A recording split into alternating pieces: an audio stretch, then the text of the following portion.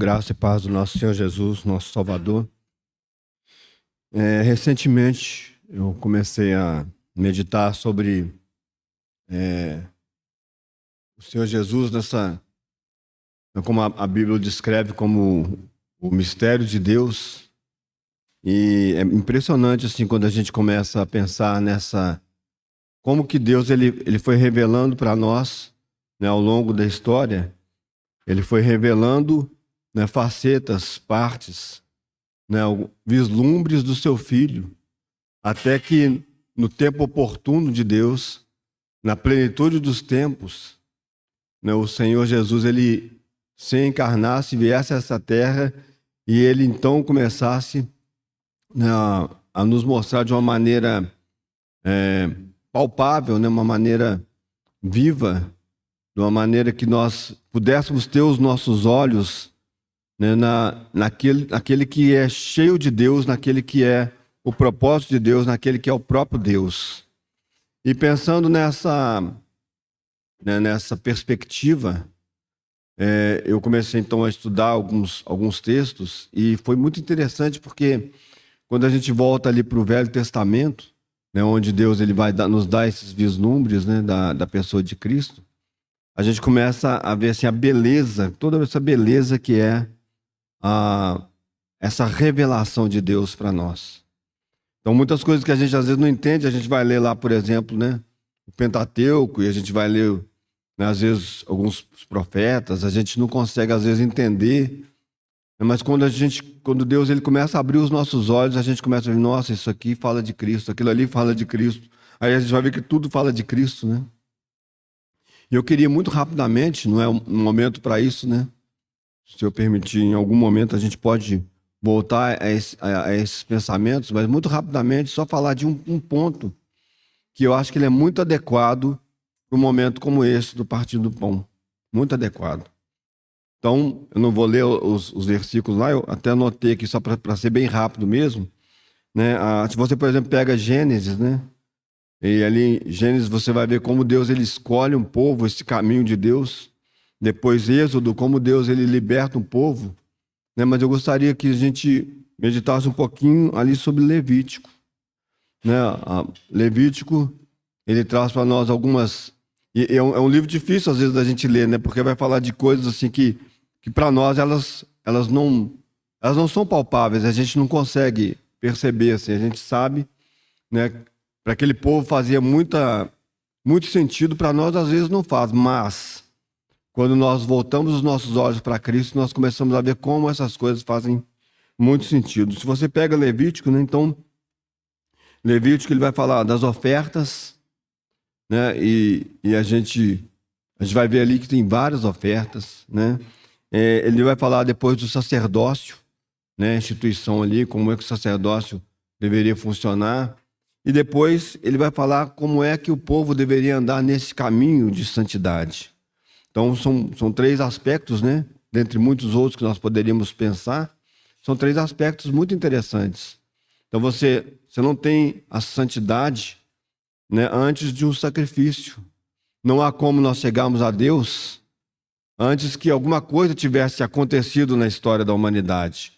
Então, o povo ele não poderia caminhar na santidade a não ser que houvesse os sacrifícios. E são vários sacrifícios, né? E também não haveria como o povo se aproximar de Deus se não houvesse um sacerdote, alguém que intercedesse pelo povo. E aí na nossa cabeça a gente já vai montando, né, essa figura, ela vai sendo trazida para a nossa realidade. Só que quando a gente começa a ler Levítico, aí a gente vai ver que tem vários tipos de ofertas, né? E se a gente ainda tivesse naquela experiência, se nós fôssemos judeus, né, se nós fôssemos dos hebreus, nós tivéssemos naquela experiência, eu sinceramente, lendo aquilo ali, eu acho que em algum momento eu me perderia. Falar, mas o que é essa oferta? O que é aquela outra oferta? Né, como é que é isso aqui? O que tem que fazer? Porque eram muitas ofertas. Muitas ofertas. Mas é muito interessante isso, irmãos. Porque cada uma dessas ofertas, ela vai falar de algum aspecto do nosso Senhor Jesus. Então, bastante rapidamente, né? A gente começa ali do primeiro capítulo até o capítulo 7, passando ali alguns capítulos, A gente vai ter primeiro aquelas ofertas que são ofertas de cheiro suave, né? Então, as ofertas de cheiro suave, né, que o cheiro suave ele subia, né, para Deus, ela fala de uma maneira muito clara da pessoa de Cristo. Quando Deus ele fala, eis o meu filho amado em quem eu tenho prazer, este é o meu filho amado em quem eu tenho prazer, né? É aquele aroma agradável a Deus. Então ali a gente tem algumas ofertas, tem o holocausto, né? Que é o Senhor Jesus se dando ele mesmo, né? Sem ninguém forçá-lo a fazer isso, né? Eu mesmo dou a minha vida, né? Então depois você tem as ofertas de manjares ali que falam da perfeição, da beleza, né, de Cristo. Aí você vai ver que no meio das ofertas ali tem aquela flor de farinha que fala da perfeição, não falta nada e também não sobra nada em Cristo, né? Tudo perfeito, tudo adequado. Aí você vai ver que naquela oferta ali não tem mel, porque não precisa. O próprio Senhor Jesus, ele é a doçura, né? Então a gente vai vendo algumas coisas relacionadas com essas, né? E a gente vai podendo ver a pessoa do Senhor Jesus. Ainda nessas ofertas tem as ofertas pacíficas, que são aquelas ofertas que falam da paz que nós temos para agora com Deus, mas também fala de uma pacificação de Deus para conosco.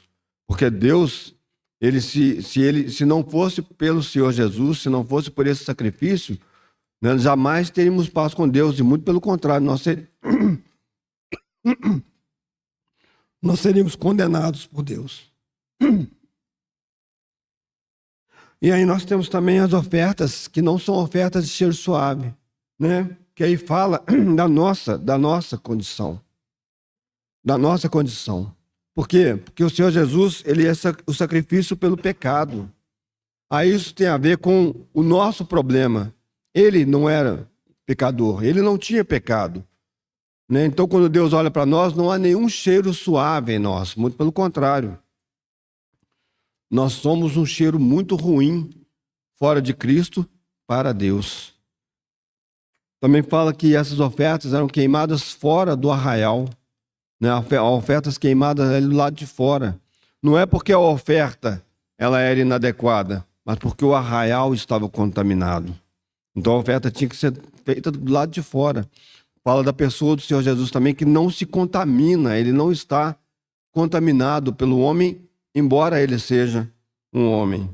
Você tem ofertas pelos pecados ocultos, você tem ofertas pelos pecados voluntários, tem ofertas pela culpa, que é o grande problema que nós carregamos. Então há muitas coisas que nos falam da nossa condição. E aí a gente vai ler Hebreus, e são os versículos que eu gostaria de que nós meditássemos nele.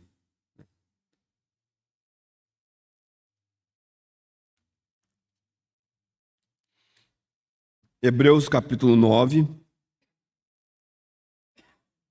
a partir do versículo 11, diz assim: Quando, porém, veio Cristo como sumo sacerdote dos bens já realizados, mediante o maior e mais perfeito tabernáculo, não feito por mãos, quer dizer, não dessa criação, não por meio de sangue de bodes e de bezerros, mas pelo seu próprio sangue, entrou no Santo dos Santos uma vez por todas, tendo obtido eterna redenção. Portanto, se o sangue de bodes e de touros e a cinza de uma novilha aspergidos sobre os contaminados o santificam quanto à purificação da carne, muito mais o sangue de Cristo, que pelo Espírito eterno a si mesmo se ofereceu sem mácula a Deus, purificará a nossa consciência de obras mortas para servirmos ao Deus vivo. Por isso mesmo, ele é o mediador da nova aliança, a fim de que, intervindo a morte para a remissão das transgressões que havia sob a primeira aliança, recebam a promessa da eterna herança aqueles que têm sido chamados. E no capítulo 10, versículo 12, capítulo 10, versículo 12, vamos ler a partir do 11, capítulo 10, a partir do versículo 11. Ora, todo sacerdote se apresenta dia após dia a exercer o serviço sagrado e a oferecer muitas vezes os mesmos sacrifícios que nunca jamais podem remover pecados. Jesus, porém, tendo oferecido para sempre um único sacrifício pelos pecados, assentou-se à destra de Deus, aguardando daí em diante até que os seus inimigos sejam postos por estrado dos seus pés. Porque com uma única oferta aperfeiçoou para sempre quantos estão sendo santificados. Então, irmãos e irmãs, quando nós chegamos aqui no domingo para proclamarmos as virtudes de Cristo, né, e falarmos daquilo que é constante nas nossas vidas, todos os dias das nossas vidas, nós devemos ter a consciência de que tudo aquilo que estava escrito e que nos parecia muito confuso, muito, né, difícil, né, todas aquelas ordenanças, todos aqueles sacrifícios se cumpriram em Cristo Jesus, com uma só oferta, com uma só oblação. Ele aperfeiçoou para sempre todos nós. E isso é maravilhoso, irmãos. Porque se a humanidade antes, lá, os judeus, eles tinham tantas coisas que eles tinham que fazer, e aquilo não era garantia nenhuma para eles de que eles fossem melhorar, porque aquilo não aperfeiçoou nenhum deles. Muito pelo contrário, era uma sombra. Hoje, o que nós temos diante de nós é algo que nos salvou, que nos lavou, que nos regenerou, mas que também nos aperfeiçoa diante de Deus. É um sacrifício muito superior, muito superior. E quando então nós vemos esse